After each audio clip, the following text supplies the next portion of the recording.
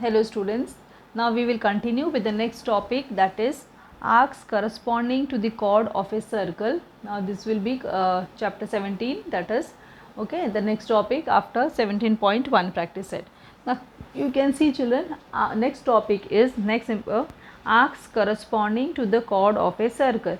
See children, in the previous class also we have learned about the different arcs. So here also, now let's start. See, a circle with center A. A circle with center A is already given. Now segment PQ is the chord. Segment PQ is a chord. Chord PQ divides circle in two arcs. This chord PQ divides the circle in two arcs. First arc is PXQ. This is a smaller arc, that is PXQ, and the bigger arc PYQ, right? So this chord PQ divides a circle in two arcs, that is PXQ and PYQ. The arc PXQ is the minor arc. As I already said, this is a small arc, so it is called minor arc. And arc PYQ is the major arc. Okay, so it is a bigger arc, so it is called the major arc. Now arc PXQ and arc PYQ are called corresponding arcs for this chord PQ. Clear? So with respect to this chord PQ, we have one minor arc and one major arc. So they are called corresponding chords, corresponding arcs of chord PQ. Also chord PQ is called corresponding chord of the arc PXQ and PYQ. So both the ways we can say chord PQ is a corresponding chord for the arc PXQ and PYQ, or we can say arc PXQ and PYQ are called corresponding arcs of chord PQ. So I hope children this first point is very clear and you will copy down these points in your classwork book. Now see, what is minor arc? You have understood what is minor arc. A chord, you have to just remember that every time a chord will divide the circle into two parts. That is, one will be your minor arc, one will be your major arc. So this smaller arc is called minor arc, bigger arc is called the major arc, and both the arcs are corresponding to each other. Now you know what is minor arc, what is major arc. Now let us see what is the measure of an arc. What is the measure of these arcs, which minor arc and major arc. Now in that first thing children, measure of a minor arc. What is measure of the minor arc? Now in the adjoining figure, children, you will draw the figure also while writing the points. In the adjoining figure, point P is the center of the circle. Angle APB is called the central angle for this arc AXB. It is a central angle for the arc AXB. Clear children? So in this figure, P is a center, angle APB is a central angle for the arc AXB. Therefore, as last time also I said that children, measure of arc AXB, that is measure of arc AXB, will always be equal to the measure of the central angle. So measure arc AXB, that is a minor arc, is equal to measure angle APB. Whatever is the measure of the minor arc, or we can say whatever is the measure of the minor arc, same will be the measure of the central angle. Whatever is the measure of the central angle, so arc also will be same. Okay children. Now suppose if this is, say for example, 60 degree, then this measure of arc AXB will be equal to what? 60 degree. Clear? So this is the meaning of this particular statement. Clear? Now let us see the next point. Okay children, now let us see the next point, that is B point, measure of major arc. So measure of the full circle. See children, measure of full circle is 360 degree. Okay, measure of one complete circle is 360 degree. Now in the above figure, in this figure only children, measure of arc AYB, that is a major arc. Okay, a measure of arc AYB is equal to 360 minus measure of arc AXB, that is minor arc. So you have to learn this, all the points children. You will copy down all these points in your classwork book.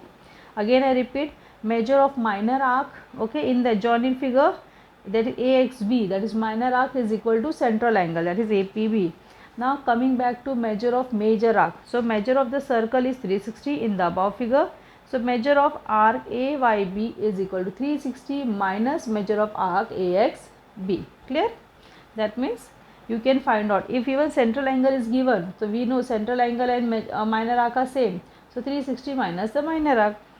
And now C point, Measure of a semicircle, you have to remember that measure of a semicircle is 180 degree. Okay, so these are some points. Measure of an arc, so here in this point what you have learned children?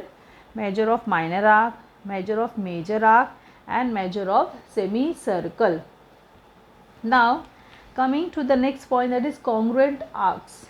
If two arcs are having equal measurement, they are called congruent arcs. Okay, if two arcs are having equal measurement, then they are called congruent arc. Even if the two chords are of equal measurement, they are called congruent chords.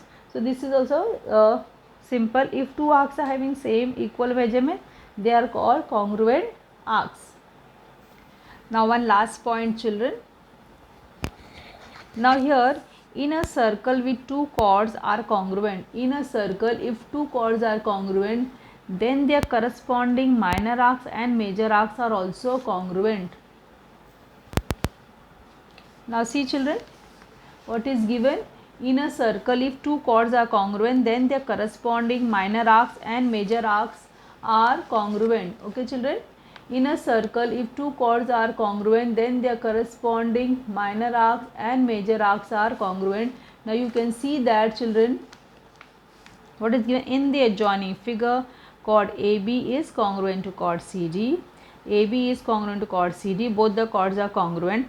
Then arc AXB, okay, arc AXB will be equal to arc CYD, that is your both the minor arcs will be congruent. Okay, similarly AYD will be congruent to CAD, so major arc also will be congruent. Okay, so this is the meaning of this last point. In a circle, if two chords are congruent, then their corresponding minor arcs and major arcs are congruent.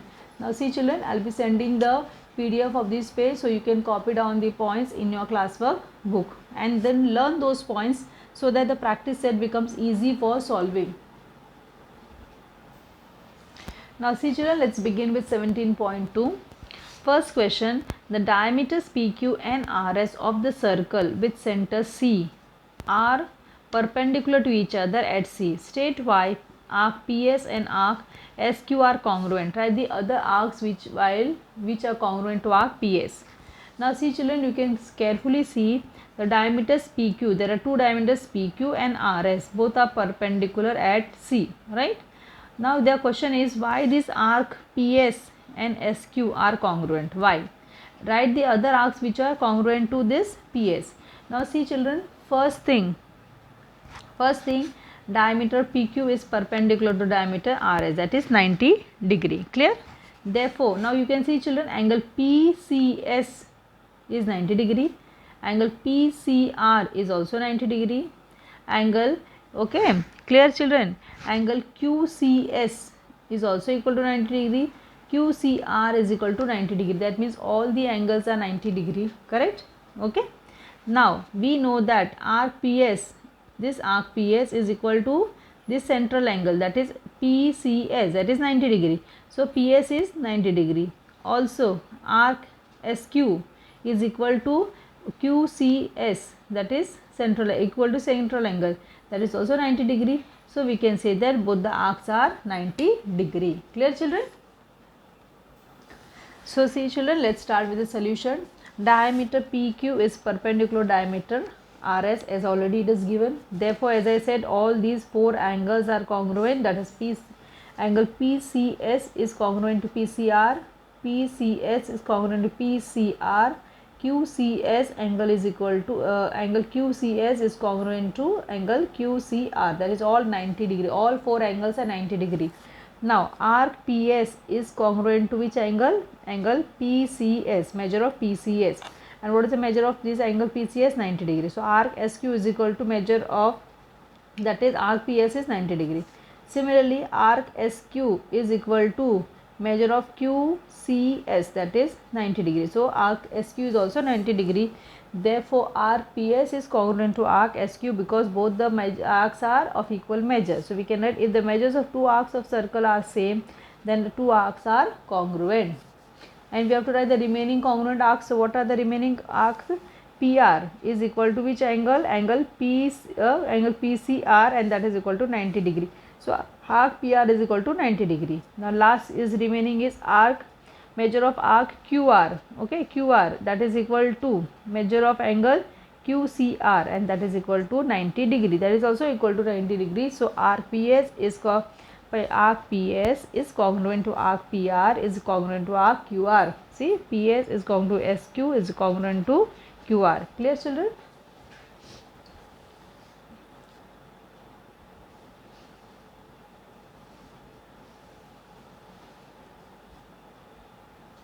Now let us see the second question, children. In the adjoining figure, O is the center of the circle whose diameter is Mn. Measure of some central angles are given. Find the following. Now see, children, some measures are given here. Now measure angle AOB. See, AOB. Okay, so we have to find this measure, and COD. This we have to find, COD. Next, show that arc AB is congruent to arc CD. Okay, both the things we have to show. And third, the next thing, show that chord AB is congruent to chord CD. So all the three things we have to show. Now see, children, very carefully, if you see, this is your diameter Mn. Okay, now here this, okay, your diameter is Mn. Okay, now you can see that this is made up of, this half semicircle is made up of, okay, with how many angle M, okay, MOA plus angle AOB plus angle BON, and that is equal to 180, correct? So what is the measure of this remaining measure you can find out. Same thing for this side also. Measure angle MOD plus measure angle COD plus measure angle, okay, CON, that is all equal to 180. So you have to substitute and find the value. Show that now both the if, okay, arc AB is equal to measure of the central angle, arc CD is also equal to measure of central angle, hence we can show that the chords are equal. So that we have to show. Now children, I am solving and showing. Okay, so children, second question I will be sending in the PDF. You can copy it from that. If you have doubt, you can send me message. So with this we have completed our chapter number 17 also. Now you can start your sincere practice for the final exam, children. First complete your class book so that it becomes easy for you to practice. Okay, so take care. Thank you for watching.